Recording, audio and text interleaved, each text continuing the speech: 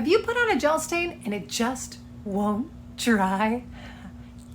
Okay, here are some of the things that could be going on. It could be the very obvious, it's just plain humid. Has it been raining a lot in your area? Do you live in a tropical area where it's always humid?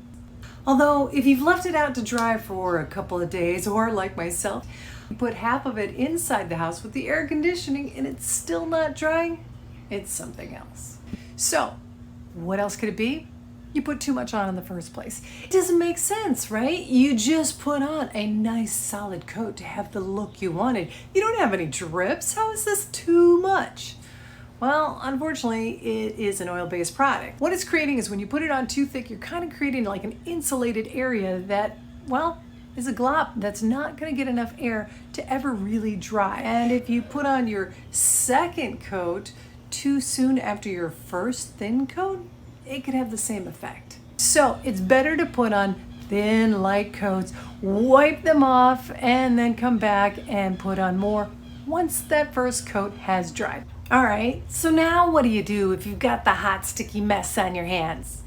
Well, you give a thumbs up because I think I have the answer. Mineral spirits. This is an oil-based stain, so mineral spirits are going to basically reactivate it, in which case then I can get that wiped off the excess. You do want to use, once again, a lint-free cloth to wipe on the mineral spirits. Now when it's all said and done, it is not going to be the total coverage that you had before. You might like it though. I did with this one. You might not. If you don't, that's okay. You can add more stain and do a second coat.